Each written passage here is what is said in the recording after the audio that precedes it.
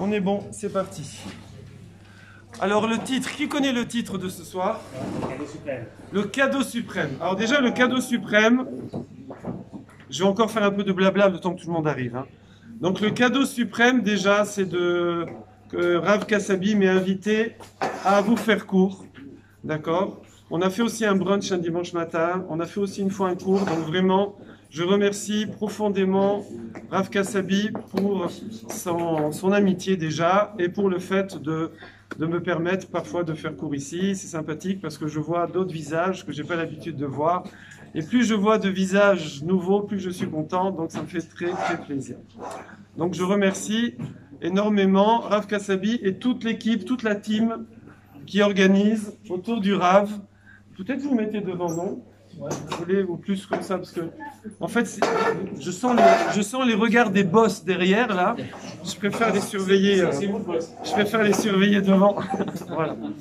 Alors le cours de ce soir, je ne sais pas comment il va sortir. Vous savez, c'est comme la dafina ou le chulant. On dit que le goût d'un bon plat, il va dépendre des invités.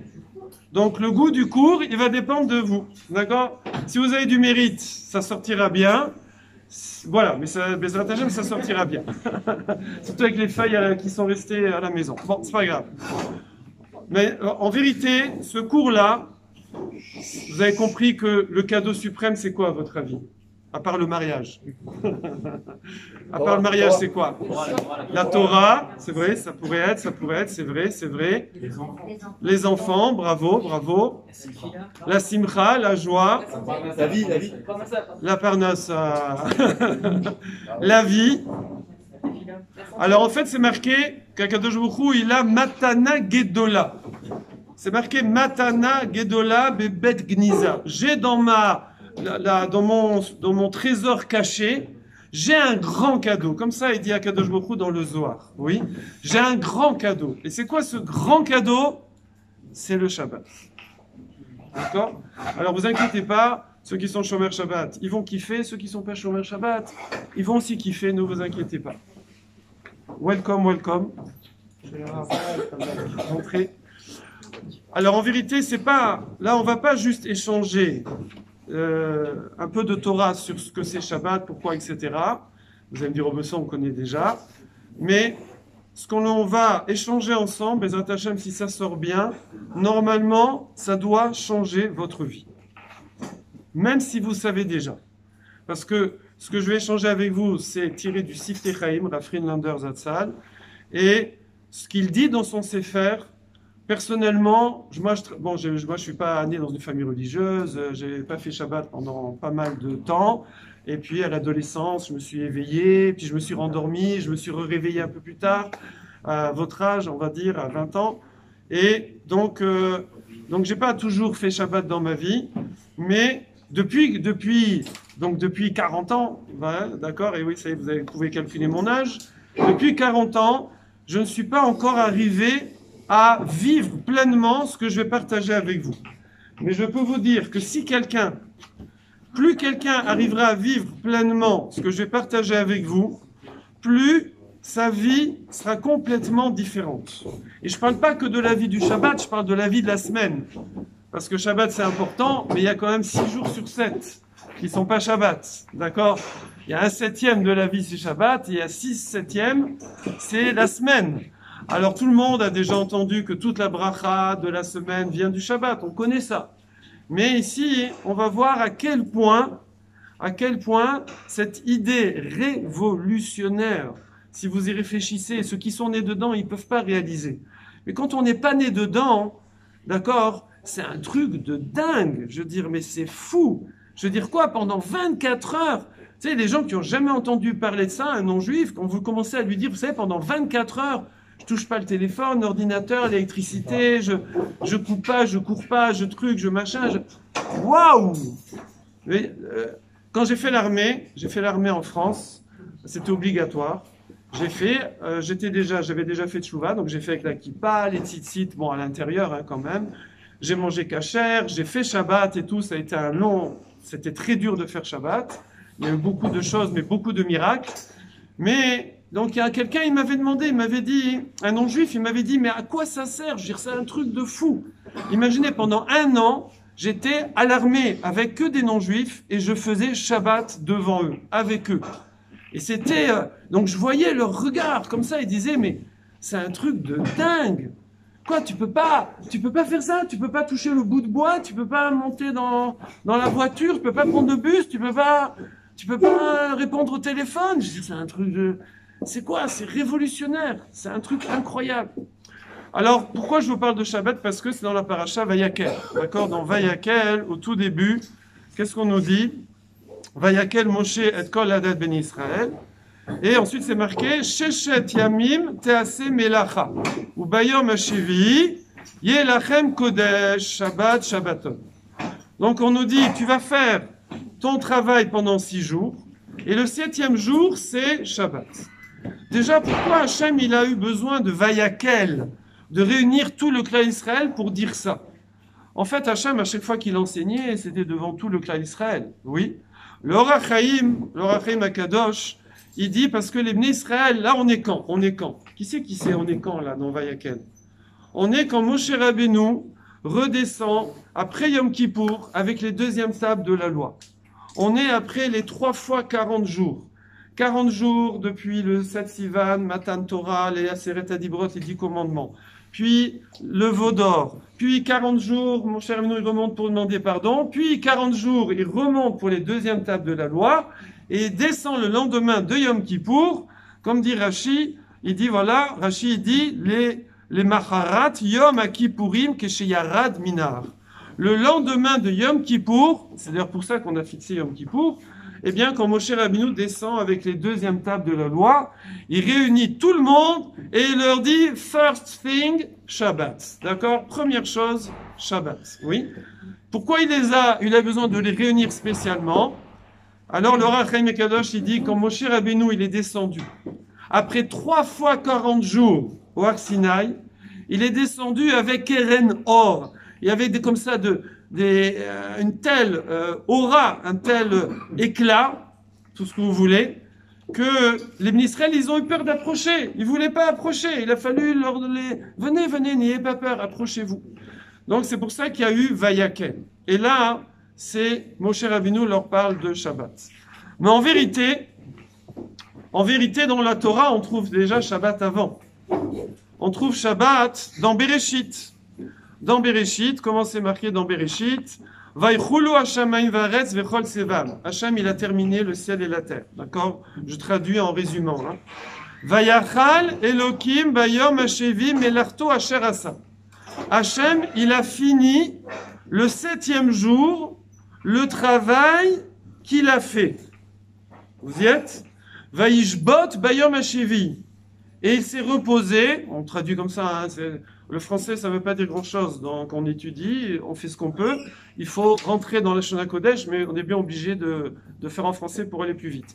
On va dire donc, il s'est reposé, façon de parler, le 7e jour, Mikol Melarto Asher Asa, de tout le travail qu'il a fait.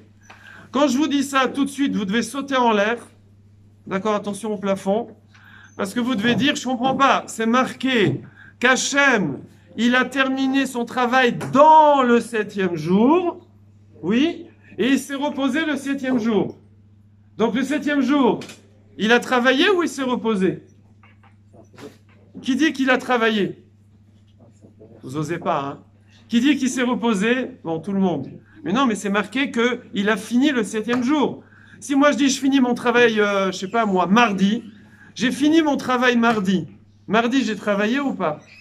Ben oui, j'ai travaillé. Donc là, c'est marqué, Hachem a fini le 7e jour. Donc il a travaillé le 7e jour. Oui, mais après, c'est marqué qu'il s'est reposé le 7e jour. Vaishbot, qu'il n'a pas travaillé. Donc il n'a pas travaillé. Alors Hachem, il a travaillé ou il n'a pas travaillé? De toute façon, le mot travailler, évidemment, c'est pas ça, mais bon, on va dire créer. Oui. Rashi, il vient, il dit, oh, attendez, je vais vous expliquer. Et il dit, Ma'aya Aolam Chaser. Le monde était manquant. C'est vrai qu'Hachem a tout créé les 6 premiers jours, et il s'est arrêté de créer, mais il manquait un truc. Qu'est-ce qui peut bien manquer quand on a tout créé? Quand on a tout créé, qu'est-ce qui manque? Rien. Non, il n'y a pas de piège, Quand on a tout créé, qu'est-ce qui manque? Rien. Donc c'est marqué qu'Hachem a tout créé. Donc qu'est-ce qui manque? Alors Rashi dit, il manquait une chose. Il manquait la Menoucha. Menoucha, c'est un prénom aussi. Menoucha, oui. Il manquait la quiétude, on va dire, plutôt que le repos, le zen. Il manquait la quiétude, d'accord? Donc Hachem a créé, si on peut dire, le 7e jour, la quiétude. Ah, alors là on peut comprendre. Parce que c'est pas une création voilà, c'est un concept, d'accord?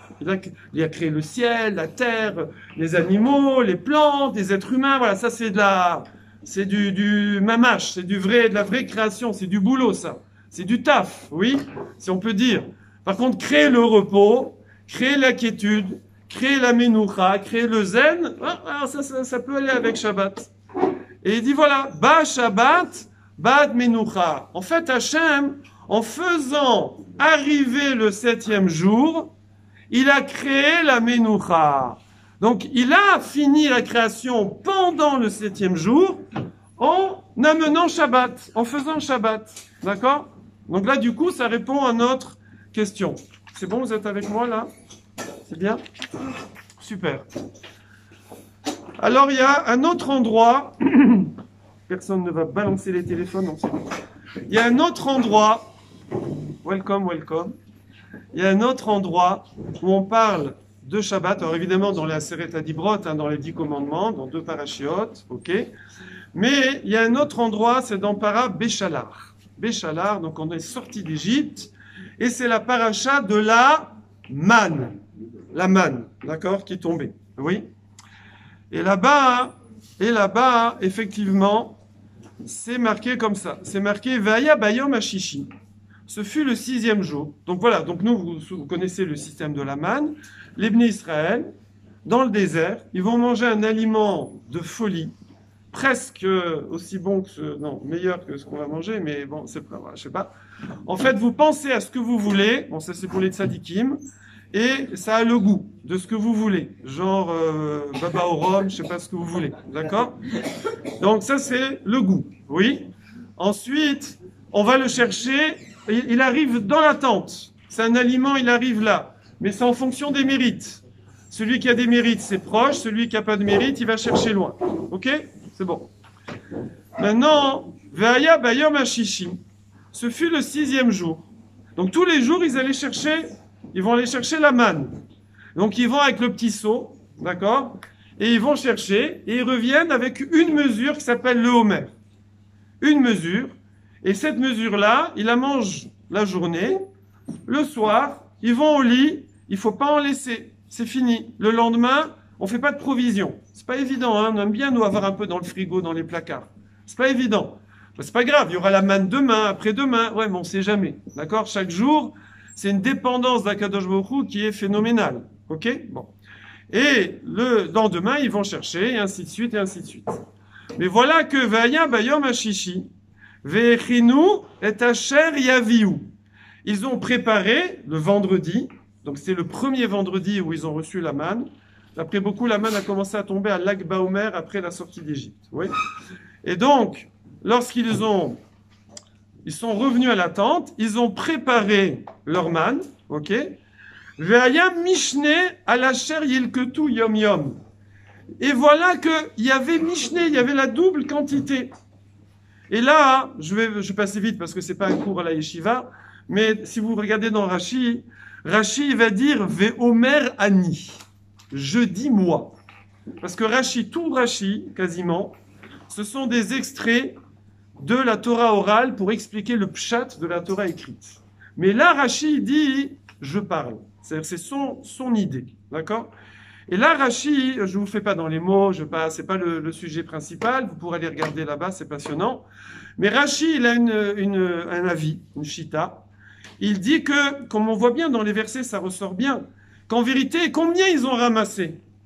Combien ils ont ramassé? Ils n'ont pas ramassé le double, parce que là, on est vendredi. Ils savent que le lendemain, il ne faut pas aller ramasser la manne. Pas. Walou. D'accord? Donc, a priori, il faut prendre double ration. Parce que sinon, demain, il n'y a rien à manger. Et il y a les femmes, les enfants et tout. Hein. C'est pas juste... Bon, c'est pas grave. Oui. Donc, il faut prendre double ration. Non, non, non. Ils ont pris la ration normale, pense Rashi. On le voit dans le détail des versets avec les Mefarshim. Et quand ils sont revenus à la maison, c'est marqué « Oh, Ve'aya Mishne » Oh, il y avait le double. Quand ils sont revenus et qu'ils ont commencé à préparer, ils se sont dit « C'est incroyable. J'ai ramassé une quantité et je vois que j'ai le double. » Donc ça, c'est la bracha qui était pour Shabbat. Ok? Voilà. Et donc, là, c'est là qu'on nous parle de Shabbat principalement dans la Torah. Donc, je répète, on en parle dans Bereshit, on dit qu'Hachem a fait Shabbat, et il a créé la Menoucha, le repos. Après, on en parle dans les 10 commandements, ok? Ensuite, puisque c'est un des 10 commandements, et ensuite, on en parle dans la Parasha Vayakel, quand Moshe Rabbeinu redescend après Yom Kippour, enfin, c'est de là que vient Yom Kippour avec les deuxièmes tables de la loi, et on en parle dans la Parasha de la manne. Donc, forcément, il y a un lien entre la manne, cet aliment miraculeux qui descendit du ciel, qui nous nourrissait, on n'a pas besoin d'aller aux toilettes, etc., qui rendait intelligent, chacham, sage et qui donnait de la spiritualité. Il y a un lien entre cet aliment et le Shabbat. Alors, c'est ça qu'on va creuser ensemble. On va creuser ensemble. Parce qu'il faut creuser. Pourquoi il faut creuser? Et là, j'essaye de me souvenir ce que j'ai marqué sur mes feuilles. Il faut creuser. Pour ceux qui viennent d'arriver, j'ai oublié mes feuilles. Il faut creuser parce que, comme on a dit au début, le Zohar nous dit que le Shabbat, c'est le plus grand cadeau d'Akadosh Baruch Hu. D'accord? Or, il y en a qui kiffent Shabbat. Je ne demande pas de lever le doigt. Mais il y en a qui disent, franchement, cadeau. Je veux dire, bon, c'est pas évident, d'accord? On s'ennuie, on peut pas toucher ça, on peut pas faire ça. Moi, je vois Shabbat, c'est surtout des interdits. Ou alors, je me repose. Je dors 20 heures sur 24. Après, moi, c'est Shabbat, c'est la fête toute la nuit, ou Netflix, ou je sais pas quoi. Voilà. C'est pas, vous avez compris que c'est pas vraiment le but de Shabbat. C'est pas de se reposer de la semaine, physiquement, et prendre de l'avance pour faire nuit blanche, et après être décalé, vous connaissez tout ça, le dimanche, le lundi, etc. D'accord? Donc, vous sentez bien que c'est pas ça. Et tous ces interdits-là, on ne verrait pas où est le cadeau là-dedans. Alors donc, ici, on va ce soir, vous êtes Hachem, essayer de comprendre en quoi c'est ça le plus grand cadeau d'Akadosh Baruch Hu, et en quoi ça doit transformer notre vision de la vie. Et comment on va comprendre ça? Comment on va répondre à ça? En voyant le rapport qu'il y a entre Shabbat et la manne. Bravo. Il y en a 2 qui suivent. Non, j'ai laissé une blague. Non, parce que vous ne voulez pas. On ne se connaît pas, donc vous ne voulez pas. Bon, ok. Et la manne. Ok, alors c'est parti. Tout ça, c'était l'introduction. Ne vous inquiétez pas, le plus long, c'est l'introduction. Parce que là, maintenant, ça va aller vite. Quand on a bien introduit, maintenant, ça va aller très vite. Ouais. Alors, première question. On a dit tout à l'heure qu'Hachem a créé la Menoucha, le repos. Il a créé la quiétude. Et c'est ça qu'il a créé le 7e jour. Et c'est ça qui manquait au monde. Et sans ça, le monde était manquant, oui. Mais c'est quelque chose de passif, d'être quiétude, de se reposer, de se mettre zen comme ça, de se couper de toutes les affaires du monde. C'est pas quelque chose d'actif, c'est passif. Donc, en quoi ça peut s'appeler une création? Ça, c'est une première question. Deuxième question. Donc là, on va aligner quelques questions. Vraiment, c'est des questions que vous avez tous, c'est sûr. Et c'est en répondant qu'on va comprendre le fond des choses. Deuxième question. C'est marqué donc dans les 10 commandements. Sheshet yamim ta'avod. Tu vas travailler 6 jours. Ve'asita kol melartecha. Tu feras tout ton travail.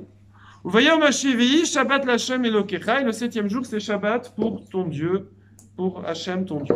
Ok? Quand vous lisez ce commandement des 10 commandements, vous devez avoir des questions. Vous devez dire, premièrement, pourquoi il y a besoin de me dire 6 jours tu travailleras et après tu feras Shabbat? Et si je ne veux pas travailler 6 jours? Non, mais sérieux. Si je ne veux pas travailler 6 jours, moi, je suis chercheur au Pôle emploi. D'accord? Donc, je ne veux pas travailler 6 jours. Alors, je ne fais pas Shabbat. Pourquoi on me demande? Quel rapport? On est dans les 10 commandements, là. On raconte pas la vie. Donc, on me dit, tu travailleras 6 jours, Et après, tu feras Shabbat. Donc, ça fait partie du commandement. Mais quel rapport? Tu me dis, fais Shabbat. 6 jours, ça, c'est ma vie privée. Je veux dire, je travaille pas, je fais ce que je veux. Je veux dire, quel rapport? C'est pas là. Oui. Donc, ça, c'est une deuxième question. OK? Ensuite, on me dit, quand tu arrives le vendredi à la Shkia, au moment où le soleil se couche, comme ça, oui, bingo, tu as fini ton travail. Et si j'ai pas fini, je fais quoi? J'ai pas fini mon travail, moi. Non, tu as fini ton travail. Mais j'ai pas fini. Non, tu as fini ton travail. Mais on peut pas m'ordonner de finir mon travail si j'ai pas fini mon travail. Faut être honnête. D'accord? Comment Hachem peut me dire tu as fini ton travail? J'ai pas fini. Je fais quoi? D'accord? Je fais pas Shabbat, Chazé Shalom. Non, apparemment, il y a un truc. Ok. Bon, c'est tout. Voilà, c'est 2 seules questions. Rassurez-vous. Donc, on a dit, il y a 3 questions. Bon, la première question, c'est pas très grave. C'est en quoi la Menoucha, c'est une création? En quoi le repos, c'est une création? Ça va se répondre tout seul. Par contre, les 2 questions principales, on va se concentrer dessus. C'est quel rapport entre le fait qu'il faut travailler les 6 premiers jours pour faire Shabbat le 7e jour, et comment je peux dire, Hachem peut me dire, t'as fini ton travail. Et si j'ai pas fini? Sont claires les questions? Ça va être facile parce que la réponse, ça va être commune. En fait, c'est la même réponse. C'est bon? Ça va? Alors on y va, on avance. On avance. Alors, les sages nous disent, mais c'est très facile. C'est très facile. Pour répondre d'abord à la deuxième question, en fait, c'est Keilou. Connaissez Keilou? Il y a des gens dans toutes leurs phrases, ils disent Keilou. C'est comme si. Tu fais tménik, on dit en anglais. Tménik. Tu fais genre, oui. Vous arrivez à dire une phrase sans dire genre? Moi, je m'amuse avec mes filles à compter. Genre, combien? Mode, genre, mode, genre. Ouais, grave. Donc, il dit Keilou. C'est ça, ils disent. Il faut que Yebenecha Keilou Komelartecha Asuya. Bien sûr que j'ai pas fini forcément vendredi soir. Quelqu'un qui fait du commerce, il a jamais fini. Quelqu'un qui laboure un champ, il a jamais fini. Quelqu'un qui, je sais pas ce que vous voulez. Une couturière, elle a jamais fini. Un médecin, il a jamais fini. Il y a toujours des malades. C'est-à-dire quoi, j'ai fini? C'est quoi, j'ai fini? Alors non, tu dois faire Keilou Kol Melartecha Asuya. Tu dois faire comme si tu avais fini. Ah, je veux bien, mais enfin... Bon, il y a Kelly qui est là, donc hypnose thérapeute. Ceux qui voudront, il y aura peut-être, je sais pas, c'est une séance ce soir ou c'est que demain soir? Peut-être, si elle n'est pas trop fatiguée. Sinon, demain soir, à mon cours, il y a une séance. Elle nous fait des séances offertes chaque jeudi soir. Donc, elle peut vous hypnotiser, c'est vrai. Elle peut vous hypnotiser pour que vous ayez l'impression d'avoir fini votre travail. Ça veut dire le bonhomme, il est au milieu du champ, ou la couturière, elle est au milieu de la robe, elle n'a pas fini, et on va venir la chercher dimanche. Donc normalement, elle devrait s'angoisser tout Shabbat qu'elle va se faire exploser parce qu'elle n'a pas fini le travail. Mais avec une hypnose, eh bien, elle peut vous faire que, oh, je suis persuadé d'avoir fini. Et après Moshe Shabbat, elle fait, hop, wake up. Au début, c'est sleep. À la fin, c'est wake up. Et hop, on se réveille, oh, tu peux finir la robe. D'accord? Donc, elle peut faire ça. Elle peut le faire, comme on dit, vous savez. Mais nous, tout seuls, en fait, il y a l'auto-hypnose, pour ceux qui veulent vous demander, ça existe. Mais en fait, est-ce que là, on nous demande de faire une auto-hypnose, de nous convaincre de quelque chose qui n'est pas vrai? J'ai pas fini mon travail. Keilou, d'accord? Donc, c'est plus profond que ça. C'est plus profond que ça. C'est vrai que ça, c'est un niveau, mais c'est plus profond que ça. Et là, attention, on arrive au noyau, là. On arrive au noyau. Pour pouvoir comprendre qu'est-ce que la Torah veut nous enseigner ici, et le sod, le secret de ce soir, c'est quoi? C'est que à Kadosh Baruch Hu, c'est vrai que c'est marqué que chez Shet Yamim, Asa Hashem et Hashamim et Ares. Il a fait. C'est marqué au passé. D'accord? Mais en vérité, il y a d'autres sources où c'est marqué au présent. Et nous, comment on appelle Hashem? On l'appelle Boré Olam. Celui qui crée au présent le monde. Ça veut dire que nous, on a une conception qui est fausse, qui est humaine. C'est une conception humaine qui est fausse. Oui? La conception humaine, par exemple, cette table-là, elle a été fabriquée par je ne sais pas qui, oui. Le monsieur qui l'a fabriquée, peut-être qu'il n'est plus de ce monde, ou peut-être qu'il est parti au Canada, oui. Ça ne change absolument rien sur la réalité, le devenir et la vie de cette table. On est d'accord? Pareil pour un arbre, pareil pour n'importe quoi. Oui, ça c'est indépendant. Le créateur d'un objet, il se détache de son objet et c'est fini. C'est pas du tout comme ça pour la création. Pour la création, c'est pas comme ça. Le Rav Chaim Mivolodjin, il explique dans Nefesh HaChaim. Nefesh HaChaim, c'est un sefer que du Zohar qui explique la profondeur de la création. Et il dit comme ça, il dit Kol yom ve kol rega mamash. Chaque jour et chaque instant, à chaque jour, à chaque instant, chaque seconde, bing, bing, bing, Hachem recrée le monde entier. Alors, il le recrée. Là, est-ce que vous avez vu? Regardez bien. Hop, disparu, hop, réapparu. Non, on n'a pas disparu, on n'a pas réapparu. D'accord? C'est pareil la lumière. La lumière, vous la voyez tout le temps. Si je projette une diapo, vous avez l'impression que la diapo, elle est collée au mur. Mais en vérité, c'est parce qu'elle est en permanence envoyée sur le mur. Et là, les électrons, ils tournent et patati patata, et c'est allumé en permanence. Donc vous imaginez que vous êtes comme une ampoule qui est allumée en permanence.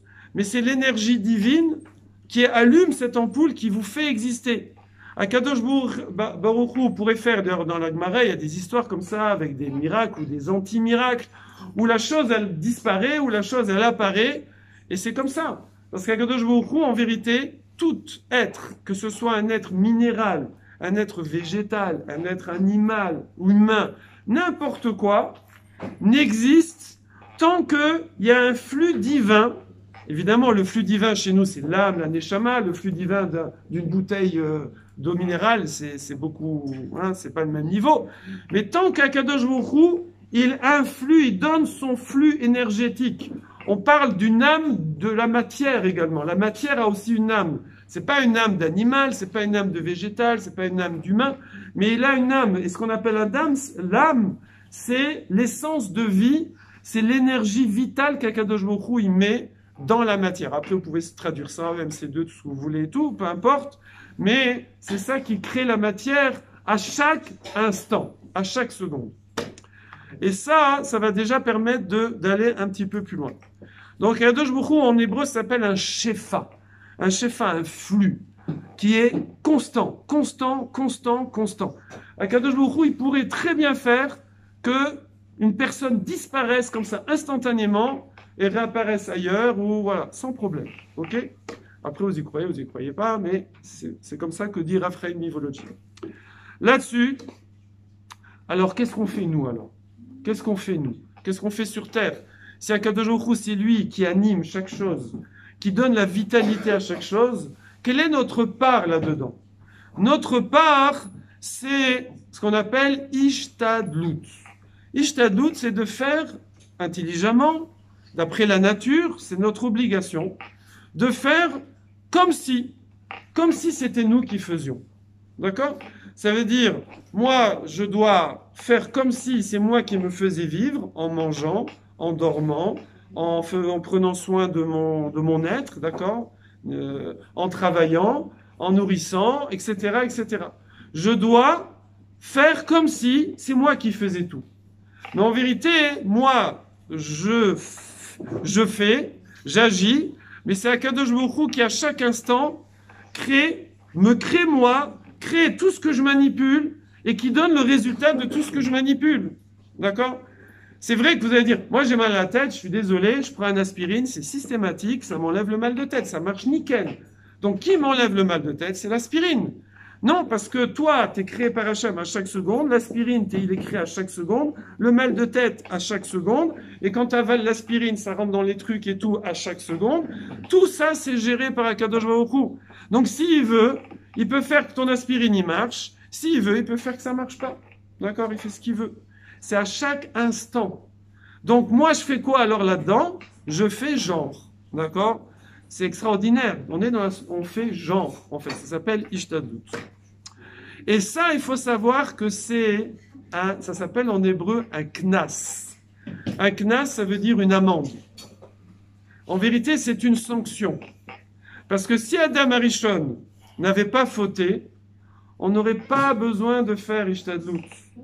On mangerait comme ça, on boirait comme ça, comme les oiseaux, ils mangent, ils travaillent pas, ils font pas la fac, ils vont pas aller pointer le matin, ils prennent pas le métro, rien du tout. Si Adam Arishon n'avait pas fauté, la seule Ishtadlut qu'on ferait, c'est de se lever le matin et de dire Modéani, Hachem, envoie-moi, voilà, fais la pluie sur le Gan Eden, et voilà, et puis c'est tout, c'est fini. On a fini nos études et notre boulot, et il n'y a rien d'autre à faire. D'accord? Il y aurait juste à dire, s'il te plaît Hachem, merci Hachem, et c'est tout ce qu'il y aurait à faire sur terre. Mais Adam Arishon a décidé autrement, et nous aussi on en a rajouté pendant des générations, ce qui fait qu'on doit, allez vas-y, école primaire, secondaire, lycée, fac, machin, aller travailler, le métro, et patata, et on attend la retraite, oui. Mais même à la retraite, il faut aller faire les courses, et faire à manger, trucs, et remplir les papiers administratifs, et déclarer ses impôts. Et on travaille tout le temps en vérité, d'accord? Donc en vérité, le fait qu'on doit faire genre, le fait qu'on doit travailler pendant les 6 jours, les fameux 6 jours, en vérité, c'est une sanction. D'accord? En vérité, Hachem avait prévu beaucoup plus gentil que ça. Du coup, Rav Dessler, que tout le monde connaît, j'imagine, il dit que, regardez cette belle phrase, il dit « Tov l'adam sheyafrit minaklala ». Il faut s'effriter, c'est marrant, c'est le même mot en hébreu qu'en français. Yafrit, ça veut dire diminuer au maximum, comme effriter. C'est le même mot qu'en français. Il dit, c'est bien d'essayer de faire le moins d'ishtadlut possible. Commence pas à travailler 12 heures par jour et à faire, rajouter encore ci, encore ça. Enfin, je veux dire, fais le moins possible. Parce qu'à Kadosh Baruch Hu, de toute façon, il faut faire. Attention, il ne faut pas faire genre non plus. Maintenant, on peut plus. Adam Arishon, ça y est, il a donné le là, et nous, on en a rajouté, comme on a dit. Donc, on peut plus maintenant se lever le matin et dire « Merci Hachem, s'il te plaît Hachem, merci Hachem, s'il te plaît Hachem », et puis ça y est, c'est fini. Non, ça marche plus comme ça. Il faut aller au boulot et tout, il faut aller au charbon. Il faut aller au charbon, mais vois, quand tu vois qu'avec un peu de charbon, ça marche, c'est bon, c'est pas la peine d'en faire plus. Tu as déjà acheté 10 appartements, c'est pas la peine d'acheter encore 10. Je connais quelqu'un, il a 600 appartements à Paris. 600. Il y a certains appartements, ils sont à Neuilly, à Levallois, machin, ils valent déjà 15 appartements ailleurs, d'accord? Et après,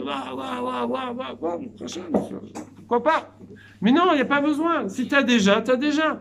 Je connais quelqu'un, c'est un grand avocat, je donnais des cours chez lui à un moment, un des plus grands avocats de France. Il se lève à 5h30 du matin, il travaille 12 heures par jour, il a je sais pas combien de biens immobiliers, de trucs, waouh!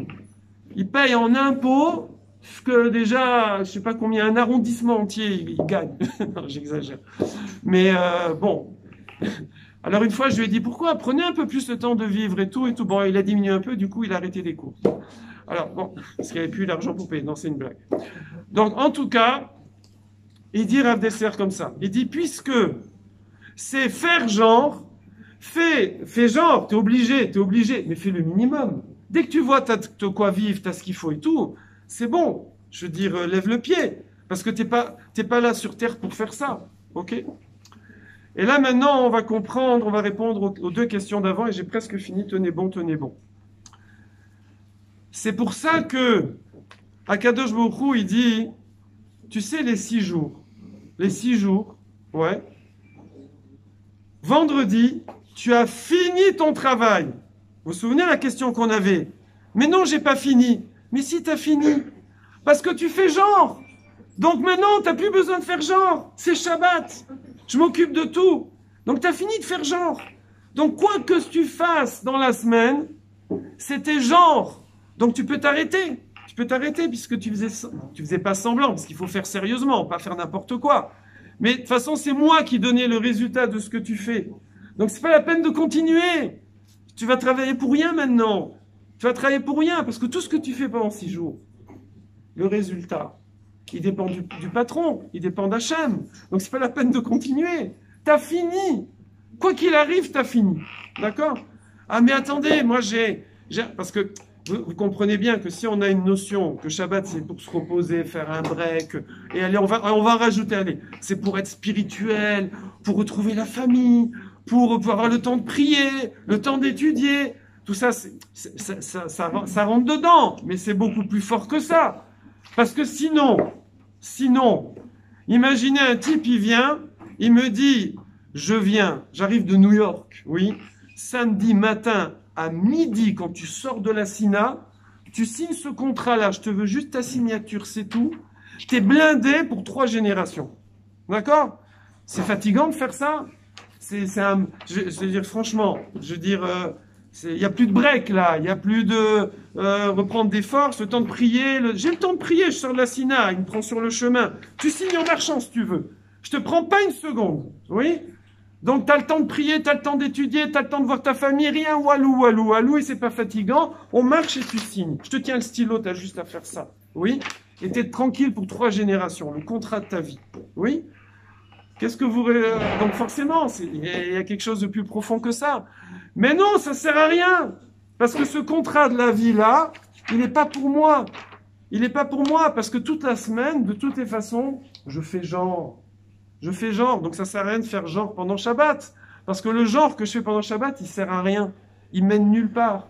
Parce que Kadosh Baruch Hu, c'est lui qui donne le résultat de ce que je fais. Donc c'est pas la peine. D'accord? Et c'est ça que dit le verset. Il dit, tu sais, vendredi, tu peux t'arrêter. Tu peux t'arrêter. L'amende se termine. L'amende, elle est finie. Le knas dont on a parlé au début.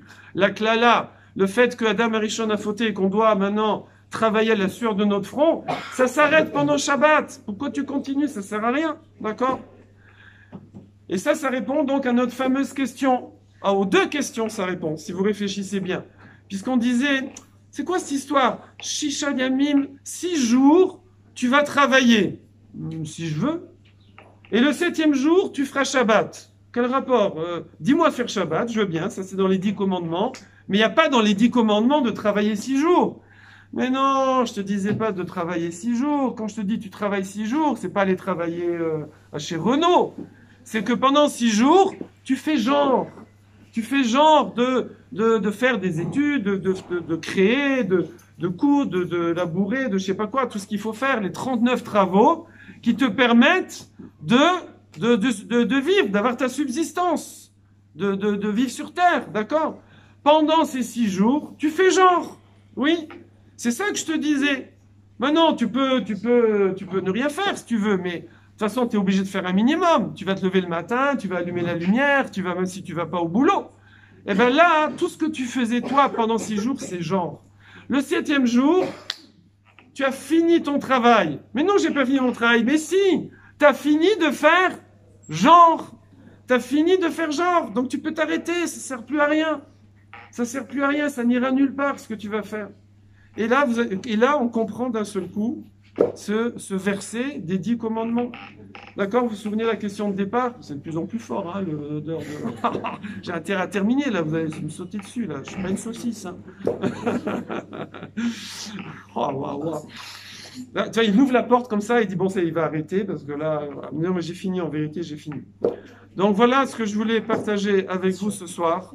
Vous voyez combien ça change complètement. Pourquoi je dis ça change complètement la vie de la semaine? Parce que maintenant, quelqu'un, il va progresser toute sa vie avec cette conscience-là. Alors là, du coup, le stress de la vie, il diminue. D'accord?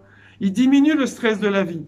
Parce que moi, je fais ce que j'ai à faire, comme je sais le faire, avec mes compétences, avec mes moyens. Mais de toute façon, c'est Akadosh Baruch Hu qui donne le résultat de ce que je fais.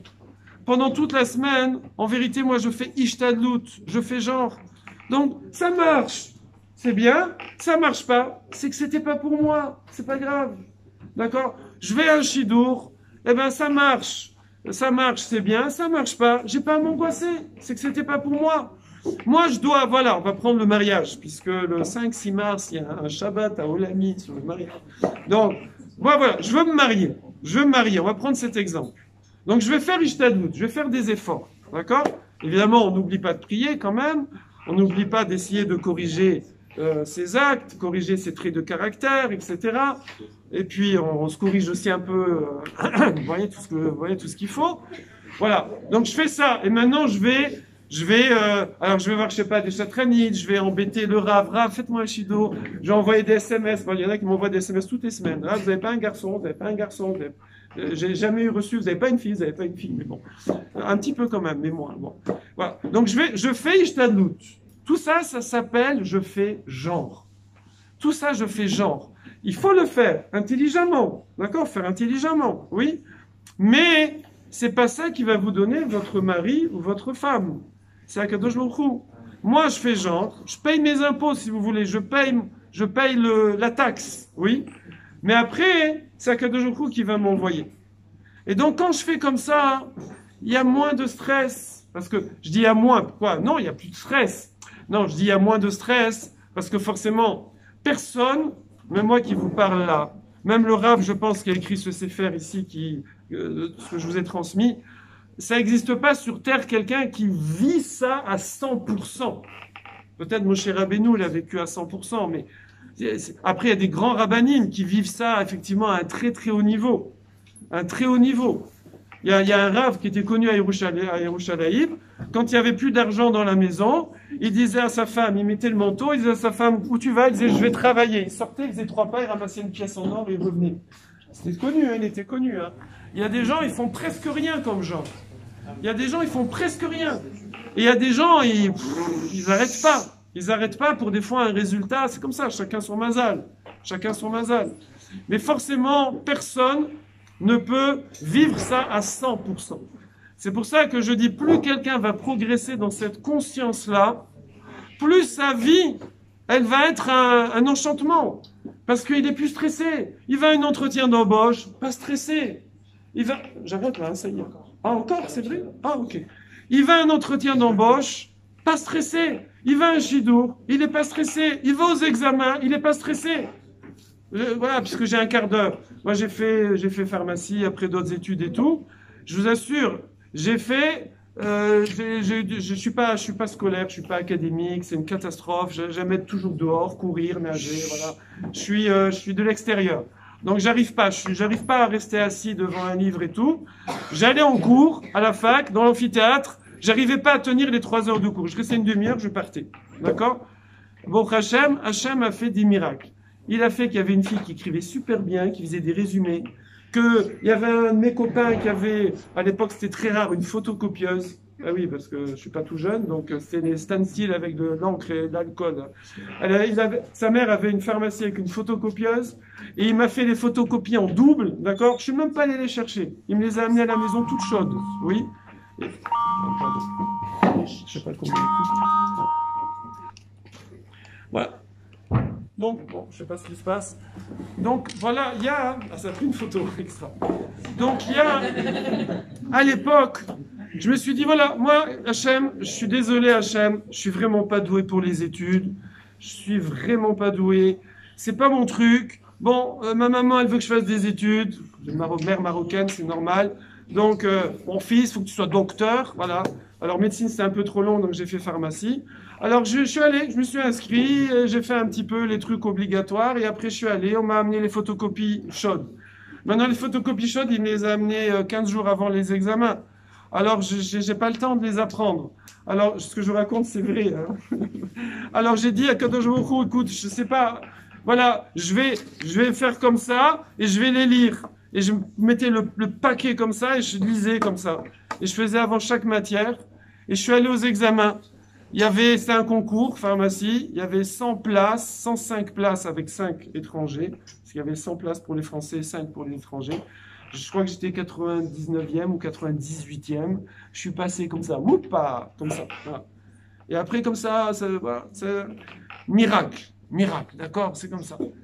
Là, on était à Strasbourg. Je veux dire, c'est quoi Ishtadlut? C'est quoi faire Jean? Oui. Il y a des témoins ici, il y a 3 témoins. Vous étiez resté dans la voiture ou vous êtes sorti? Toi, tu es sorti pour chercher aussi. Chercher, ouais. Rester dans la voiture. Non, tu es sorti aussi. Tu es resté dans la voiture. Rester dans la voiture, Yona? Rester dans la voiture. On est 12 ou 13, je ne sais plus. on se pose dans un immense parc à la frontière allemande. Écoutez bien cette histoire. Immense parc, d'accord?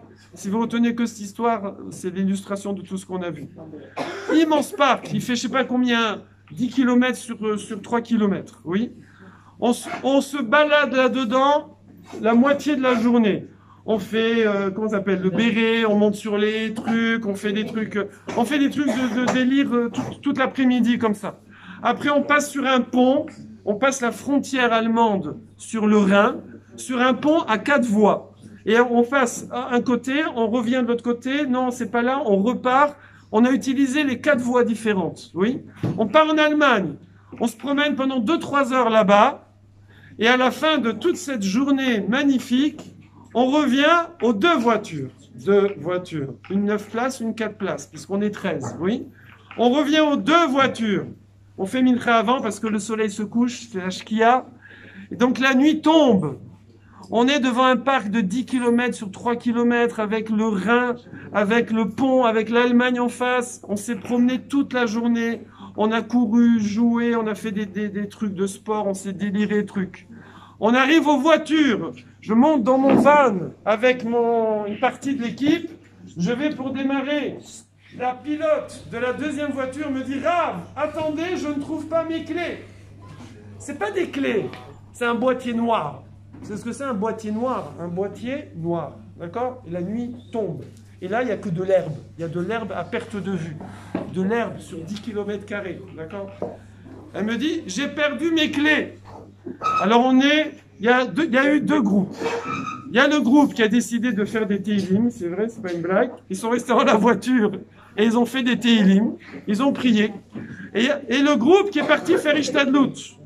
Donc on est parti, nous, voilà, Dan faisait partie du groupe Ishtadlut. On est parti faire genre. Qu'est-ce que vous allez aller là-dedans? Mais la nuit tombe, vous allez trouver un boîtier noir. Vous allez trouver un boîtier noir, d'accord? Et on part tous les 6 en courant. Allez, vas-y, on court. Et on cherche par terre. On essaie de se souvenir. On est allé là, on est allé là, on est allé là. Les gens, on voit les gens, vous n'avez pas trouvé un boîtier noir? Les gens, ma boule. Quel boîtier noir? Il fait nuit, il va chez ta... Voilà. Et nous, on est là, on cherche, d'accord? Et moi, je dis, voilà, en même temps, on fait Teilim, moi je fais les psaumes en même temps, en courant. Et je me dis, voilà, c'est simple, pas d'angoisse. Si Akadosh Baruch Hu, il veut qu'on trouve le boîtier noir, on trouvera le boîtier noir. S'il veut pas, on trouvera pas. Mais ces clés sont doubles, ils sont à Paris. Eh ben, on verra, ce sera une belle aventure, c'est pas grave. Pas d'angoisse, d'accord? Et vas-y, qu'on cherche. Et je vous assure, c'est comme ça que ça s'est passé. À un moment, il y avait une espèce de... Vous savez, les espèces de dragons, là, avec des filets, des machins à escalader. Et au bout, il y a un toboggan. D'accord? Vous voyez le truc? Et en dessous, c'est des petits copeaux de bois. Comme ça, plein de petits copeaux de bois. Vous mettez le pied dedans, ça s'enfonce. Oui? Et donc, les 5 sur 6 sont déjà passés là. Et moi, j'arrive derrière, je ne suis pas encore passé. Et eux, déjà, ils partent ailleurs. Et moi, je suis là. Je me dis, bon, ils ont déjà tout vu. Donc, c'est pas la peine de regarder par terre. Donc, je vais creuser dans les copeaux de bois. Mais il y en a sur 20 mètres, des copeaux de bois sur 4 mètres de large. Trouver un boîtier noir là dans les copeaux, alors qu'il fait nuit. D'accord? C'est un peu compliqué. Donc, je vais avec mon pied, je suis là, et je fouille. Et eux, ils commencent à s'éloigner. Et je fouille, et je me tape tout le dragon comme ça. Tout le dragon comme ça, en fouillant. Ah, c'est tombé de sa poche. Hein. Je cherche par terre, évidemment. Oui. Je suis là comme ça, j'arrive au bout du dragon. J'ai fini. Il n'y a pas. Et donc, eux, ils sont déjà loin. Donc, je dis, allez, j'y vais. Je vous assure, ça s'est passé comme ça. Je suis comme ça. Et là, je ne sais pas pourquoi, sans que je veuille, ma tête se tourne comme ça. Elle se tourne. Et au lieu de regarder par terre, je regarde sur le haut du toboggan. Et je vois un gros boulon noir. Mais dessus, il y a marqué Fiat. Et on ne marque jamais Fiat sur les boulons noirs des toboggans. Et donc, je prends le boîtier, et j'assure, je suis comme ça, j'y crois pas. Et on est mamine, je suis là, et je me dis, il va venir ou pas? C'est un boulon ou c'est le... Mais il y a marqué Fiat, mais tellement c'est fou. Et je le prends et il se soulève. et je fais shting et la clé elle s'ouvre. Vous savez, le truc shting comme ça. Et là, ça s'appelle Yael, la chauffeuse, enfin la pilote, copine de Yona. Et Yael, elle est un peu loin là-bas et je crie Yael, c'est bon! Et là, tout le monde se met à faire comme ça, vous savez, on aurait cru la Mecque, vous savez, on était comme ça. Tout le monde faisait Hachem, Hachem, Hachem, Hachem. Voilà, ça, une histoire de fou, une histoire de fou. Voilà, c'était il y a quelques jours. Fallait mettre un hashtag. Hein? Fallait mettre un hashtag. Hashtag. Hashtag. Voilà, ça, c'est comme ça. Et il y a eu d'autres trucs, mais là, bon, là, c'est le summum. C'est le summum, hein, c'est le summum. Mais dans la vie, voilà, dans la vie, c'est comme ça. Dans la vie, d'ailleurs, quand on fait un voyage, je vous assure, un voyage, il y a plein de choses qu'on ne peut pas préparer. Et après, il y a des choses qu'on a préparées et ça bug. Et il y a plein de choses qu'on n'a pas préparées et ça sort super bien. Il y a ce qu'on appelle Siyata d'Ishmaïa, l'aide du ciel. Voilà, c'est pareil. C'est pareil. Donc ici, il faut quelqu'un, quand il vit avec ça, il va être capable. Il va être capable de se lancer dans des choses incroyables. Parce que il dit, moi, je fais ce que je peux avec ce que j'ai et je prie Hachem que ça marche. Et il avance. Il fait genre, d'accord? Et il voit. J'ai vu des personnes, moi, j'avais un ami, je ne vais pas trop, parce que vous pourrez reconnaître, parce que c'est quelqu'un de très connu maintenant. J'ai vu un ami il n'était pas niveau CAP, il a loupé son CAP. Bon, ça peut arriver, je veux dire, voilà. Mais c'est quelqu'un, il a créé une énorme entreprise qui est très connue à Paris. D'accord? Je me souviens, quand il conduisait sa voiture, une fois j'ai conduit derrière lui, éviter de monter, je ne sais pas maintenant où il en est, mais la voiture, elle partait à droite, à gauche, etc. C'est quelqu'un, je veux dire, à chaque fois qu'il se lançait dans quelque chose, je me disais, mais comment il fait? Comment il fait? Il n'a pas émouna dans un Kadosh Baruch Hu. C'est ce qu'on a vu ici ce soir. C'est que pendant les 6 jours, ça y est, je vais conclure. Pendant les 6 jours, je dois être conscient que tout ce qui est autour de moi, vous voyez l'assiette de couscous qui est là? Ouais? Ah, hummus, pardon. Je fais comme ça, je fais ishtadlout, je fais ishtadlout quand même. Là... Ça me rappelle une fois quand j'étais étudiant à votre place, je devais aller à une réunion dans un restaurant le soir avec toute une équipe, voilà. Et bon, je savais pas à l'époque que c'est pas très indiqué et tout, bon. Et on s'est mis comme ça, il y avait une table. Et je me suis mis à la table, j'ai rien mangé, j'ai même pas bu, je préférais comme ça rien faire. Et il y a comme ça un serveur qui est arrivé avec un immense plateau d'huîtres, d'accord? Un immense plateau à 2 mains comme ça. Et il est arrivé, au moment où il est arrivé sur moi, il me l'a versé dessus. Imaginez tout le plateau avec le citron, les machins, les glaçons et toutes les huîtres. Il a trébuché et il me l'a fait comme ça, vous voyez, il me l'a fait comme ça. Mais j'ai fait ça et tout le plateau il est parti sur la table d'à côté. Voilà. Non, c'est pour ça, ça me fait penser au hummus. Donc, l'assiette de hummus, elle arrive, c'est Akadosh Baruch Hu qui donne l'énergie à la personne de porter cette assiette, qui fait qu'elle va arriver là où elle va arriver, qui fait que l'assiette elle existe, que le hummus il existe dedans. Si je vis comme ça, ma vie, elle est complètement différente. Complètement différente. J'avance. De quoi je vais avoir peur? Évidemment, je dois faire quand même Ishtadout, on a dit. Je dois payer ma taxe. Je dois faire mes efforts. Mais vous pouvez... Et forcément, alors, premièrement, grâce à ça, plus vous vous confiez à Kadosh Baruch Hu, plus Hachem il vous fera réussir. Plus quelqu'un... il a l'impression que c'est lui qui fait, plus Akadosh Baruch Hu, il lui dit « Ah, c'est toi qui fais, ben vas-y, fais ». Plus quelqu'un, en faisant, il fait intelligemment, mais il est conscient que c'est Hachem qui lui fait réussir, plus Hachem, il le fera réussir. Ça, c'est 1. Et 2, vous êtes tous conscients que, d'après la nature des choses, plus quelqu'un, il est zen, plus quelqu'un, il garde toute sa tête froide, plus il panique pas, plus il va être compétent dans ce qu'il fait. Plus il va réussir à être conscient de ce qu'il fait. Plus il va réussir à faire ce qu'il fait. D'accord? Quelle est la différence Si ici je mets une poutre, si je mets une poutre de large comme ça, épaisse comme ça, là, une belle poutre, on met une poutre ici, oui. Et est-ce que je suis capable, est-ce que vous êtes tous capables de marcher sur cette poutre de là à là? Tout le monde est capable, on est d'accord. Mais si on les met à 100 mètres de haut, il n'y a plus personne qui est capable. Mais c'est la même poutre. Qui a dit c'est faux? Qui c'est qui est capable? Mais c'est la même poutre, c'est la même. Tout le monde est capable ici. Je ne parle pas qu'il y a du vent ni rien. Hein. Mais pourquoi c'est différent? La panique. Parce que là, on a peur de tomber, donc on perd ses moyens. Donc plus quelqu'un est conscient qu'il fait genre qu'il fait Ishtadlout pendant les 6 jours de la semaine, et ça, moins il va paniquer, plus il aura toute sa présence d'esprit dans ce qu'il fait, et plus Akadosh Baruch Hu va l'aider. D'accord? Alors maintenant, ça, on va arriver, je termine avec ça, à la question que ce collègue de militaire m'avait posée quand j'ai fait mon service militaire et que je faisais Shabbat. Lui, il m'a dit, pourquoi tu fais Shabbat? Je vais résumer ce que je vous ai dit là, mais rapidos, en quelques phrases.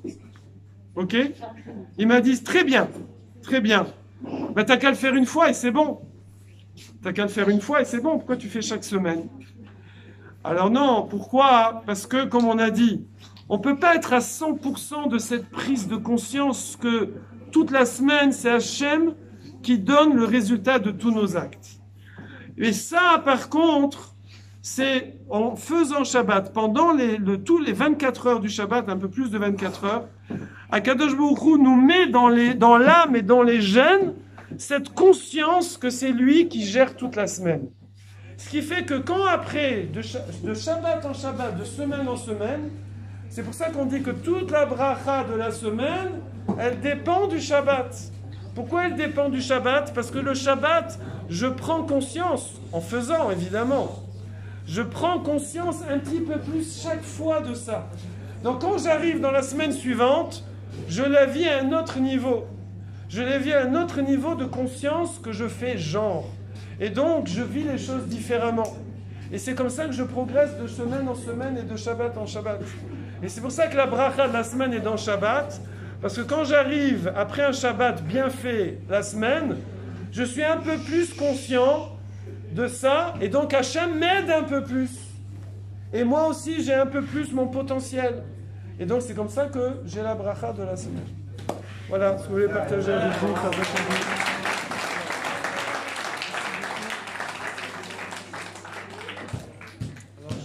On va installer le repas dans 5 minutes.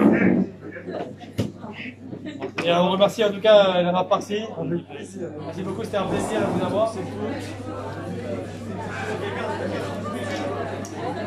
Si vous voulez faire un petit coucou, bonjour.